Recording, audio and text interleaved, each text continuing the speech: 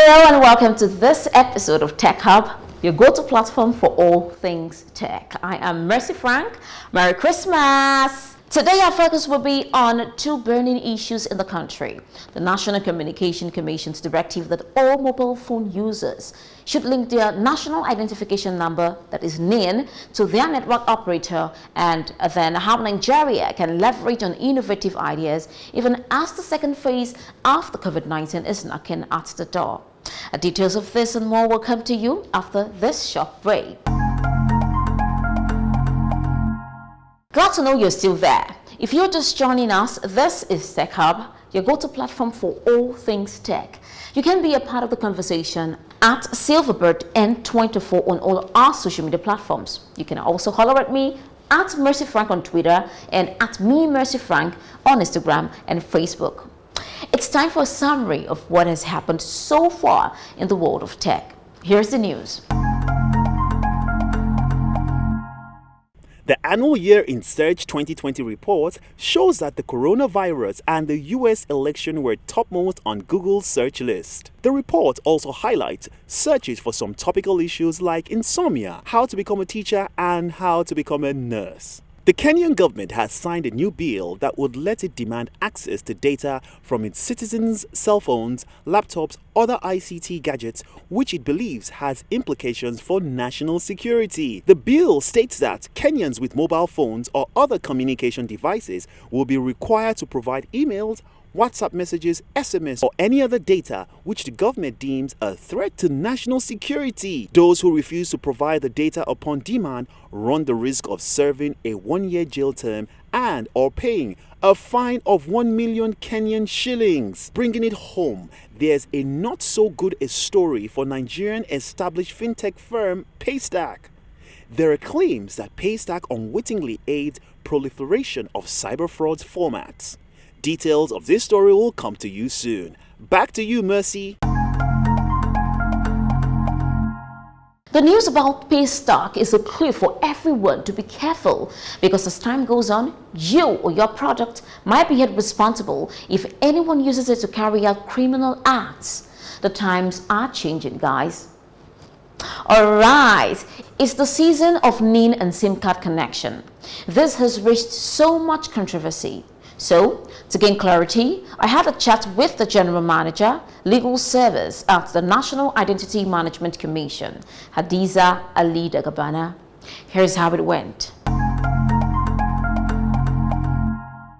The problem of multiple identification crises have plagued Nigeria, and with the National Communication Commission's directive for every mobile phone subscriber to link his or her national identification number to the SIM card, the conversation has been taken to another level. The BVN, your passport, your driver's license, these are what we call functional identities. They are for specific sectors. But the national identification number is a unique, is identifying the person. You must be identified before you go for a service. That's what it means. So it is the unique identifier that will make sure that you are who you say you are. With about 100 million mobile phone subscribers and 45 million captured in NIMC's database, the call for a halt or extension of the process seems legitimate. By the time you do this harmonization and whatever, you will see that an individual may have 10 SIMs across the multiple districts. The major concern is for those that are not computer literate, which I believe the telcos also are working to make sure that they have accredited agents. There are touts going around telling people for 100 naira or 2,000 they can link their NIN. Please do not give your NIN to any tout that would collect 2,000 or 1,100 naira from you. I had some people too were renting their NIN for 2,000. Yes, renting their NIN for 2,000 for people that don't have NIN. Identification management begins from birth to death, the Commission explains. If a child is born today, the parents should take the only condition is that one of the parents must have registered, because at that age their biometrics are not fully formed. So we link their registration to that of their parents. So at 16 they just go back, the parents take them back, and we take the biometrics. The Commission believes that this is the time when the citizens have to cooperate with government's effort in unifying identification for security and economic prosperity. You see, it is a good thing the Commission is trying to repair the damage that has been happening over the years. But the question remains, how safe is all our data? We'll take a look at this in the New Year's edition of Tech Hub. Well, 2021 is just a few days away. We know the pandemic hit and threw so many of us several steps backwards. But what lesson did we learn? I spoke with a group of Nigerians using innovative methods to scale their businesses, and they spoke on how far so far and the way forward. It's been over 10 months that nations of the world, including Nigeria, have been reeling from the shock and losses from the COVID-19 pandemic. Now, Nigeria is not a stranger to the fact that different sectors of the economy have suffered hugely from the effect of the pandemic. I'll be speaking to experts and we're looking at sector-by-sector analysis on how we can use technology to thrive in each of the sectors so that should in case there is a lockdown again, I don't want that to happen, we'll be able to use technology to thrive, then go into the dark. Jeffrey is a voice actor. He is a tour guide and a mobile phone photographer. I started off during the COVID, right? I just love to take pictures, random pictures. I love to go places and I love to do a lot of things, right? And when I started this, I took a picture one time of a bottle of drink and I edited it and it looked beautiful. And that was how I got interested into doing a lot of photography and all of that. And speaking of money, I have been able to make money from it because right now people are going from the conventional digital camera. With a flip of my phone, I can take a picture and it looks like a digital camera and it's very wonderful. So I think being in the employment sector, the phone has really helped because I do birthday shoots for people. When people hang out or want to capture memories, instead of carrying all the gadgets, bothering about lights, looking for how to rent a lot of things, I can do like a documentary of everything you've done and all that. So it's been very wonderful and very special. Absolutely amazing. From employment to health, Dr. Faekemi Akpdovan. She is a medical doctor. So how would you measure the impact of technology on the health sector all through the COVID-19 pandemic, even until now? Yes, basically, technology is something that we cannot live without today. Because just as humans are evolving, the world is also evolving also in terms of technology, health. So recently, though Netflix has been in existence for about 3 years now, but because of the COVID-19 pandemic, it has come more to limelight. People are now using and embracing it more. That I'm talking about telemedicine. You know, without technology, of course, telemedicine will not be possible because you will need an internet-enabled phone or an internet-enabled computer to be able to do that, to access for healthcare providers, to be able to have consultations with patients online. So technology has really impacted our lives and then our health as the people. Absolutely. Anthony Abraham, he is a reporter and a presenter, and he focuses on entertainment. Who will be talking to us about, you know, the impact of technology in the entertainment sector. I mean, most of us who were at home during the lockdown, we had so much entertainment on social media right there on our mobile phones. I'm happy you said, obviously during the lockdown, kept everybody indoors. So what happened was those who had already had content already created started work and it was in demand. For example, I don't want to mention a huge platform that's a streaming platform, is an international brand, and in 3 months, from just January to March, they recorded over 3 million subscribers. So streaming became a big thing globally.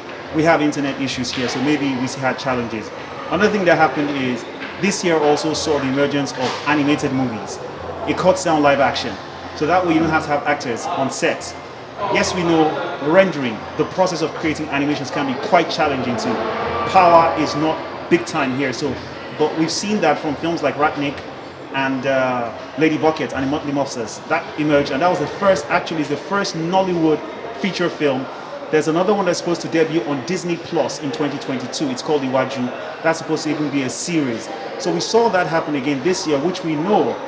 And at the same time, we don't want that to really happen because you know what happens to the real actors. You don't see them that much. They become voice actors. So it's going to be a challenge for the industry. But we saw a bit of that in 2020. The comedians, started doing a lot more work online.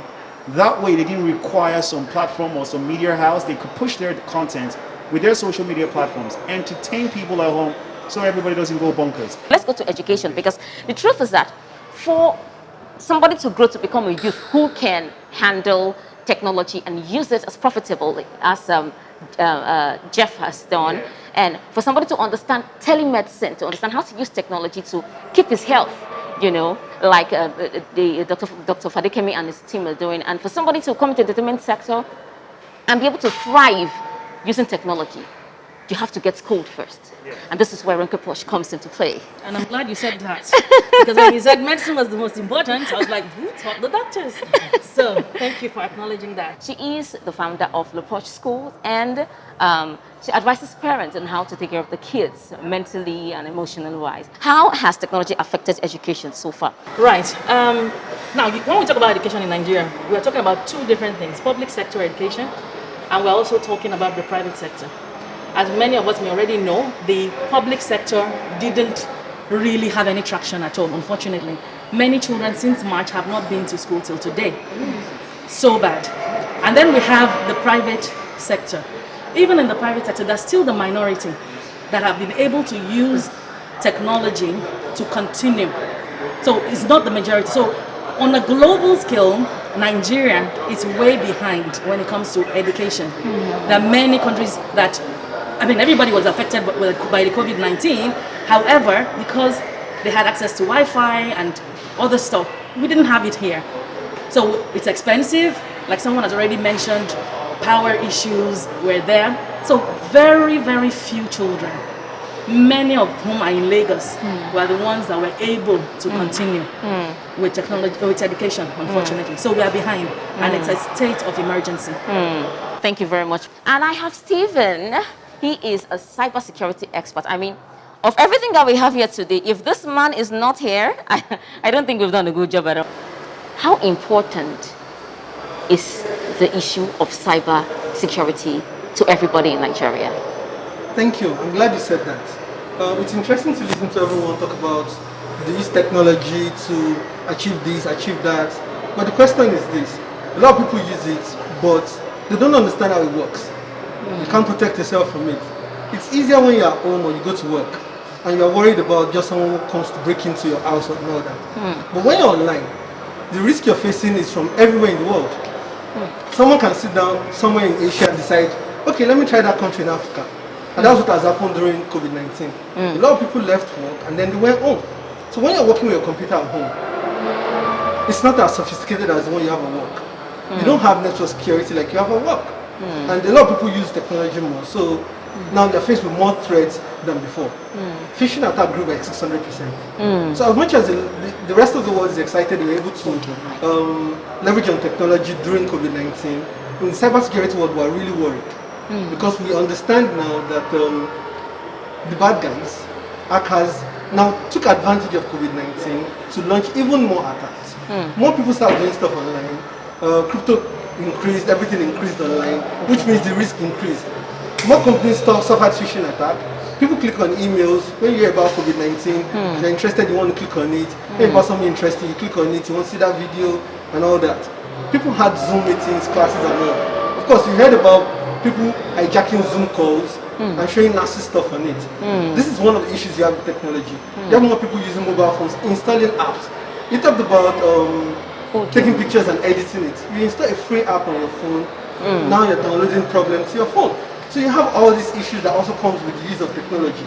It's good to use technology, but it also brings about, an exponential risk that comes with it. We're not going to stop using technology. We just need to learn how to protect ourselves, how to stay safe online using technology. What is the way forward?